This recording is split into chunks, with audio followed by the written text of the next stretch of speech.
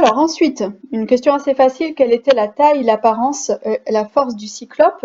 Donc c'était en gras, hein, j'ai oublié de le mettre en gras, je vous le mets ici. C'était assez simple comme question. Ce cyclope, eh bien, il est tout simplement gigantesque. Nous avons déjà vu ce terme gigantesque, d'ailleurs nous l'avons vu pour les lestrigons, nous l'avons vu je crois pour Charybdis et Scylla, donc c'est important de voir que ce mot-là revient très souvent.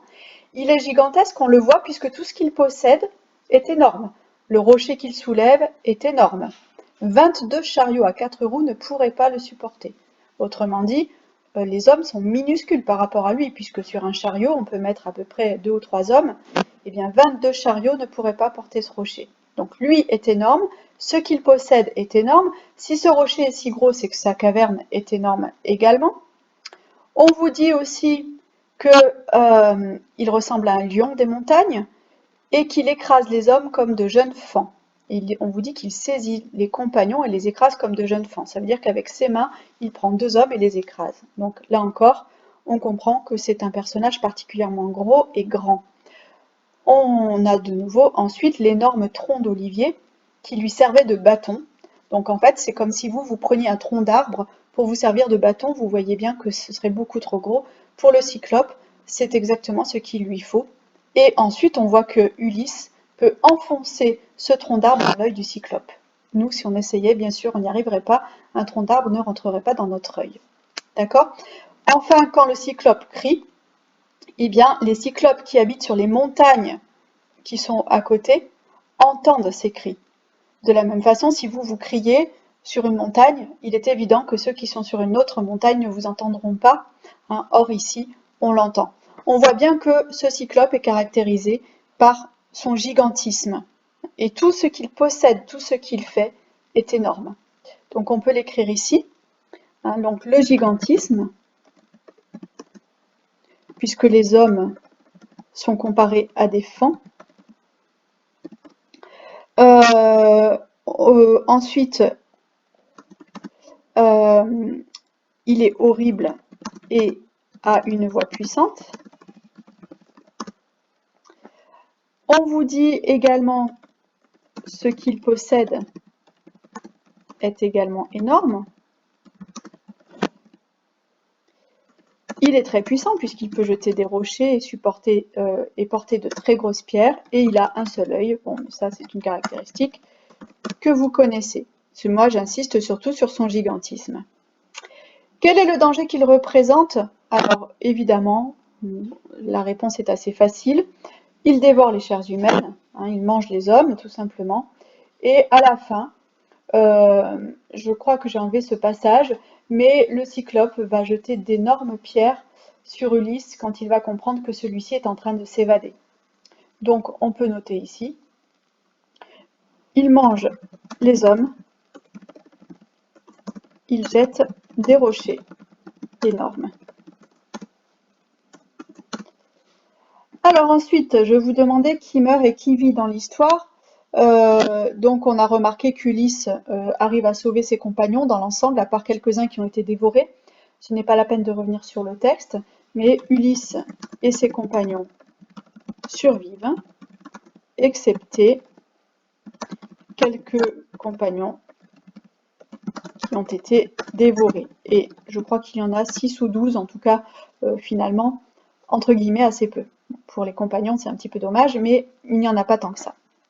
Alors, quel est le moyen de survie, maintenant, d'Ulysse? Alors, le moyen de survie d'Ulysse, on vous dit qu'il a tout d'abord utilisé la ruse, hein, il a choisi des courageux guerriers pour mettre en place un projet. Voici le projet qu'il fit. Et c'est lui qui va en fait commander ses guerriers. Hein, il dit « J'ordonne à mes compagnons de tirer au sort. Puis j'encourage mes compagnons. » Donc on voit bien qu'il guide tous ses compagnons pour que ceux-ci puissent de façon collective, de façon donc en s'aidant, lutter contre le cyclope. Il y a donc une ruse, le fait de saouler le cyclope pour ensuite pouvoir crever l'œil, le fait de dire aussi qu'il s'appelle personne. Il y a une action collective, puisque tous les compagnons se réunissent pour lutter contre le cyclope.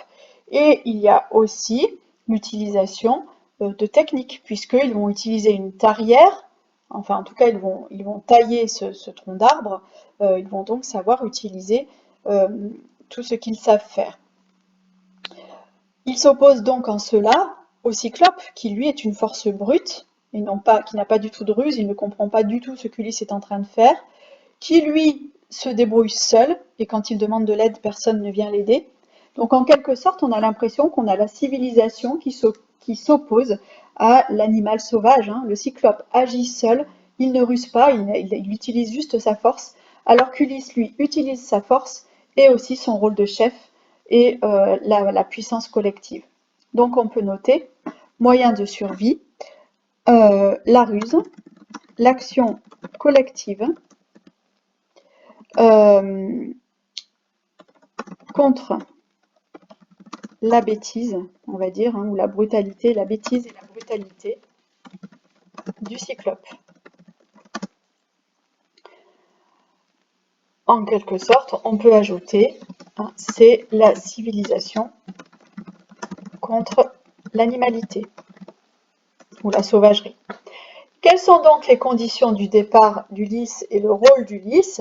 Eh bien, je vous avais souligné plusieurs passages. Ulysse dit « Nous sommes les guerriers d'Agamemnon ». Donc pour l'instant, ils ont encore toute leur fierté de guerriers. Hein, nous nous glorifions d'être les guerriers d'Agamemnon. Et puis, ensuite, je riais en songeant combien Polyphème avait été trompé par mon nom et par mon excellente ruse. Donc Ulysse ici a encore toute sa fierté, toute sa ruse et toute sa certitude. Il est sûr de lui, il n'a pas peur. Et enfin, dis-lui qu'elle te fut faite par le fils de Laërte, Ulysse le destructeur des villes qui possède de superbes palais à Ithaque. Donc Ulysse se considère encore comme le roi d'Ithaque. Il a encore finalement tout son rôle de chef de roi. Donc on peut noter ici victoire d'Ulysse grâce alors victoire d'Ulysse pardon qui reste chef et roi d'Ithaque. Donc la ville d'Ithaque, c'est la ville où habite Ulysse, hein, on l'a déjà dit. Donc il reste chef et roi et qui conserve sa ruse et son intelligence.